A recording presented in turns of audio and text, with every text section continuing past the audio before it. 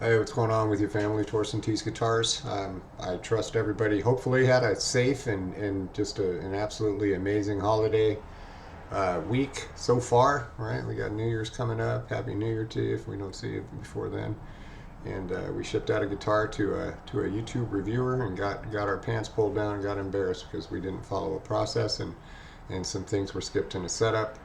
And and I wanted to blame it on the weather and UPS and everything else, but I thought twice about it, and so I thought, you know what, we send out guitars all the time, man, and rarely does this happen. So um, I went back through and I questioned the tech that set this guitar up, and he said, you know, and I, okay, you know, so he skipped a step and or two, you know, and we did what we would do for anybody that got a guitar like that, and that's we sent a label out, we got the guitar back, and I've gone through this guitar, and this guitar is set up right. Okay, it's on the money. I've measured everything like 10 times just to make sure it's intonated. I've gone through it. So no sharp fret ends. The action is set at about 1.25, and we're going to check that. The nut is cut properly, right? And we're going to get into talking about that just for a minute. Um, no sharp fret ends or anything like that, so it's all good. And I made a small little error when I was setting the guitar up. We'll talk about that too. Just it's not going to take too long to do this. So at T's Guitars we have a process, and that process involves, we'll just go through it real quick. Some of you guys know what this is, but we take the guitar out of the box. We test, the first thing we do is we test the pickups and the switches to make sure that the guitar is electronically um, proper, you know, that it works. We check the tuner nuts, we tighten those up, we go through the tuning keys, we oil the tuning keys, we loosen the strings up, we set the neck relief to 0, and excuse me, and then we spread the strings and we do a fret rock on the entire neck up and down to make sure that there's no high frets. If we find any, we fix them at that point. Then we sand and we polish the frets. Then we wash our hands. This is just our process that every single guitar goes through. We check the nut height, and the nut height on these guitars should be at 0.20. Um, Import guitars are notorious for having nuts that are not right, or for the most part cut high. They're just, the nuts are always high for some reason. And so when you're checking action on a guitar, you know, and I see people do this, what they do is they use this. I'm guilty of it. Used to be guilty of it. Not guilty of it anymore. But we use these little rulers, you know, that so many of us have. And I see a lot of YouTube reviewers do this too. Is they'll check the action at the 12th fret with one of these. Well, if the nut's not cut right, then that's really not the action. It's not. That's it's you have to eliminate the variance from that. And the way we do that is we fret the first fret, and we check the action at the 15th fret, and then we will check it with an open string at the 12th and at the first fret with the 15th. And if there's a variance there, then we know that the nut is not cut properly. Correct? That's the way math works. On the E-Series guitars, it should be around 0.20 at the first fret, and you get that by using a feeler gauge, and we'll do that real quick here. And then we replace the saddle screws with the little shorty M3, or M3 by 6 millimeters saddle screws, so they're never sticking out, so you never, you know, palm muters are saved. Then we tune up the guitar. We set the neck relief to about 0.02, back a 0. Then we set the action to about a 16th. At the 12th or the 12th and the 15th. We double check that again, right? Then we check the alignment, not only the height, but the alignment of the strings going up and down the neck to make sure that nothing's hanging over, because sometimes you know, you get import guitars, maybe the neck's not screwed in properly, so we do that. That's right around 85, 86 pounds worth of torque we put on the back of these screws. And then we run every fret. And then we intonate the guitar, and we pack it, and we ship it. So let's get to the first thing. So we flatten out the neck, and then after we've done all the other stuff, then we set the neck relief to 0.02. And what we're going to do that is we're going to use the pneumatic gauge. I'm going to hopefully not make you too dizzy. But we set that gauge right there, right? So that's about 0.02 back. And that's a great place to start on that deal. When you're setting up a guitar, it's about 0.02. And the way to check that is, if you don't have one of these pneumatic gauges, they're about 90 bucks. I found them on eBay. Is the proper way to check your neck relief is actually not on a guitar stand, because I'm sorry, a neck support, because when you put the end of the neck on the guitar, right, and then I mean, you can put it in the middle if you like, or some of you guys have these real tall neck supports on your workbenches, and you've got the body, then you've got the neck support, and there's a little tiny bow in there because the weight, the weight difference between the body and the neck is going to bow that a little bit. So what we're going to do is we're going to take a feeler gauge here, if I can find the .20.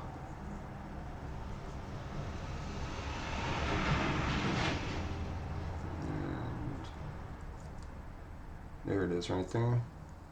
So that's 0.50 millimeters or 0.20. And we'll go on the first fret.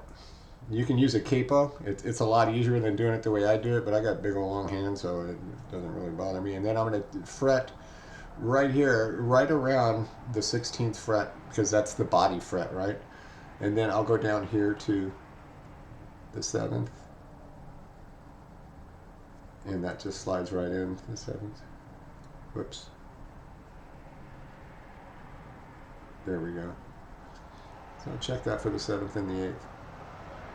And that's fine. You can also take your first and last fret, and you just want a little tiny little bit of slop in there. I mean, when I say tiny, I mean tiny, right? So this is set up properly. The neck relief is about 0.02 and or 0.20 at the 7th fret, which is fine. The other thing we want to check, I put that back too soon. So now we check the neck relief, and now we want to check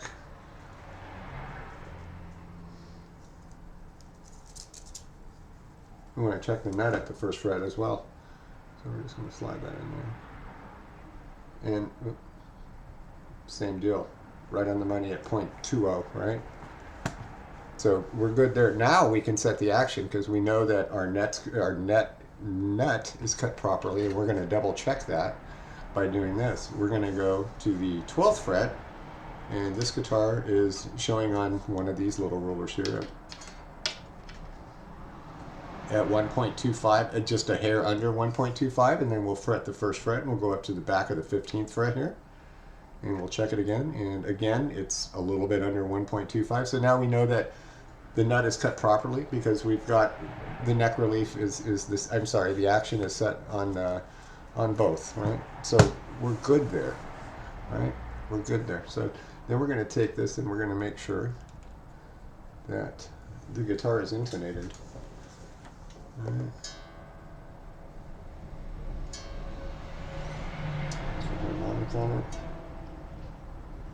There we go. Let's solidify it.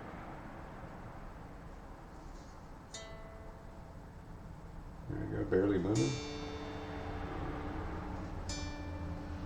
Barely moving. Barely moving.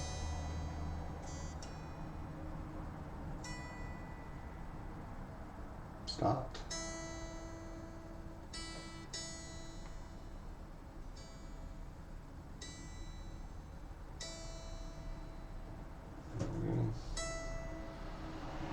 And there we go. So that's where I have a pedal that we'll stroke tune this guitar with before we ship it out, but that's going to get us right in the ballpark there. That guitar's intonated better than, I'm going to say, 99 out of 100 guitars that you get. Okay, so there's your part of your setup that you get with that. So that guitar is intonated. So the story with this guitar is, like I said, someone boo-booed on it, and so we did what we would do. We sent the label out. He sent it back. We went ahead and took care of that. While I was doing that, I don't know why I didn't tape the guitar up, but I didn't. And while I was working on the frets, I accidentally nicked. And you can't see it. I can barely see it, but I'm going to show you where it is. Now he's going to know where it is, and I don't know what it is, but when you see a scratch, it can be the tiny. I can buff this out if I wanted to. It's not really that big of a deal. To me, it's not that big of a deal. To you, it would be a big deal. So I would take that guitar and I would call you up, and we have a process for that too. There's if somebody messes up a guitar when they're setting up a guitar, you can never get in trouble for that here. You just can't. You just say, hey, I messed this guitar up, man. And what would happen is we'd look at the guitar, we'd say, okay, that's definitely something we wouldn't want to send the customer. And then if it's something like this, you would get an email or a phone call and say, hey, man, you know what? If I didn't tell you, you wouldn't notice it. But if you did notice it, you'd be pissed, and then it would get bigger the longer you looked at it. That's what happens to me. The longer I look at imperfection, the bigger it gets, right? So we would offer you that guitar at a discount, or we would just, because we would have plenty of guitar. In this case, I don't have another guitar to replace this guitar with, but you would be offered a discount on that guitar before you got it. It wouldn't be a surprise to you, in other words, you know what I mean? And then you would have the option of saying, yeah, man, I'll take, 20, 30, 40, 50 bucks off of, depending on the value, on the damage that the tech did to the guitar. Sometimes the tech is me, sometimes it's the other two guys. And then you would have that option, either that, or you just say, no, just give me a new one that doesn't have that on there. And that's, again, that's not an issue. But hopefully we catch these things before they get out to you rather than afterwards. And again, you guys know, the Tease Guitars, full transparency. I'm not afraid to say, hey, man, I dinged your guitar up. I'm not, because I'm a human being, and human beings make mistakes, man. So this is going out. We've measured all this guitar, and we've intonated this guitar. We checked the neck relief on this guitar. We checked the nut height. We've checked everything on the guitar. You and I have done that together, right? And so now we're going to put this in a box, and we're going to seal the box. I'll tape it. I'll sign it to make sure that when it's opened, it's opened. And that'll be the first time that somebody else has the opportunity to measure it. I set up the majority of the guitars, and usually, and some of you guys know this, because I'll send you an email out saying, dude, I just set your guitar up, and I was like, I got excited about it, because I'm a guitar nerd, and I'm like, this thing plays like butter, bro. I mean, this is going to be like the best thing since sliced bread for you. And they get it, and they're like, man, dude, this thing is just, it's on the money, I mean, it's like, it just plays great. It plays so good that at times I don't want to send the guitar out. I just want to keep playing it and keep it, for myself. But I can't do that, obviously. So I send the guitar out, and I don't always send out emails, and because it's nice just to get emails. And we've got one customer that he got a guitar. He ordered it. I don't know. He got it. I got an email the day of Christmas Eve, and this was one of those guitars that I was expecting, like this. Dude, man, how do you guys even do this at this price point? Set these guitars up this beautifully. And he goes, it just, well, that was not the email I got, to my surprise. The email that I got was a couple of days and before that, and it said, hey, he goes, is there something going on? Because my guitar, the address is right, but UPS keeps delivering it to my neighbors. And I went over to my neighbors, and I couldn't find it.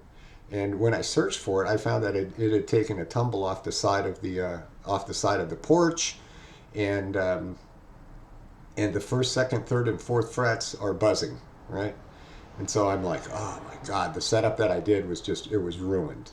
And I don't know if it was the weather or if it was UPS. I can guarantee it wasn't the setup, but I could say that all day long, right? I can sit there and just deny. So I wanted to find out. Luckily, he made some minor adjustments, and he did send me an email back just to finish up that story. And he said, he goes, man, this thing is badass. He goes, it just plays. It's really, really, really nice. And he made some minor adjustments. I'm assuming it was just a truss rod adjustment, but I wanted to find out now. I wanted to be like, okay, so what affects these things? What's going on with? Does UPS do it? Does the weather do it? Is it something we're doing? And so this particular guitar right here goes through the same process that every guitar goes through. And so I know it's not anything that we're doing on our end. So let's see. So I'm going to ship this out to a guitar YouTube channel. The gentleman's name is Karols.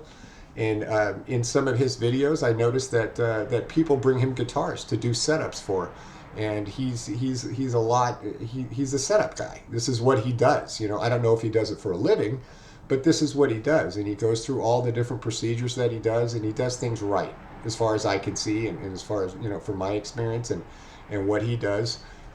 He's kind of picky as far as he wants to see his head when in his frets, and I get that. I do that on my personal guitars. I don't, I can't sit there and just go to 30,000s of grit sandpaper on every single guitar we get, but he's the kind of guy that'll do that. And good for him. But I wanted to set this guitar up, seal it, send it out to him, and have him remeasure it, right? Because I want to know, does weather affect the setups of these guitars? Or is it possible to set up a guitar perfectly, intonate a guitar perfectly, and then send it out to you and have you get it, let it acclimate, take it out of the box and have it exactly as it was when we sent it out to you. We're going to find out. We're going to prove that to be either true or false, one way or the other, right? Can only be one way or the other. Like I said, I know this guitar is like tits on. It's just everything about it is tits on. So there's nothing, absolutely nothing wrong with this guitar. The fret ends aren't sharp. You know, there's nothing. We beveled the fret ends on this guitar. That's how I nicked it up. I had to bevel them because they were really bad. You know, they were really bad. Fret ends are something, just so you guys know, that a lot of people think that it can take months to do this.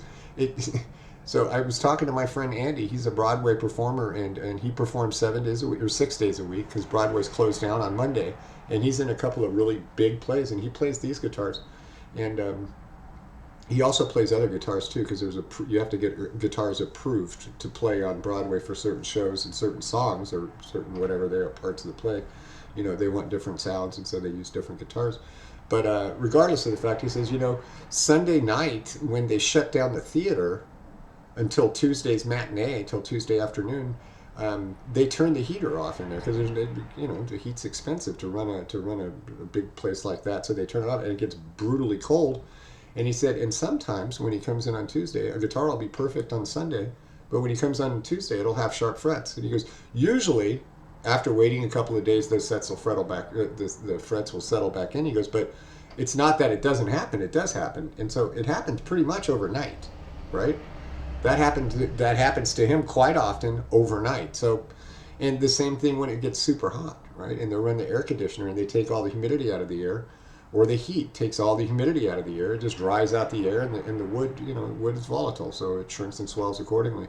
Metal, not so much. It kind of stays in the same place. So, you know, that sharp fret's kind of explained in a nutshell. But so we hopefully you've learned that checking the action on a guitar with an open string on an import guitar with a nut that's not been cut is kind of like not really checking the action at all.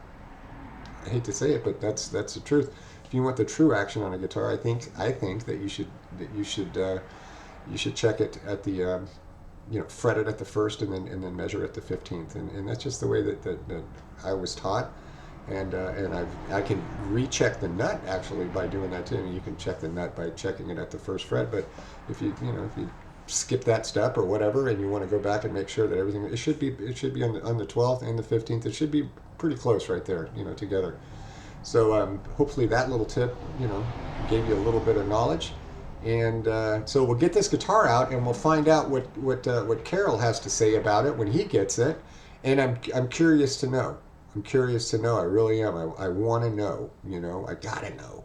And hopefully this video has been a little bit informative for you. So do me a favor, like, share, and subscribe if you feel the need to do so. We appreciate it. We're trying to grow this channel as well as, you know, grow the rest of our business, and we can only do that with you, and we do appreciate you. So I hope everyone has a great, safe New Year, and as always, rock on, family.